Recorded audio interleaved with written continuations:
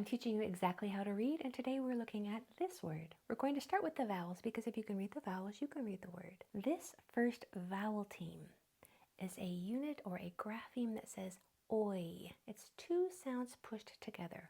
Oi. O-I says oi. This grapheme, E-R, says most of the time. And this unit right here, O-U-S, that is a common suffix that says us.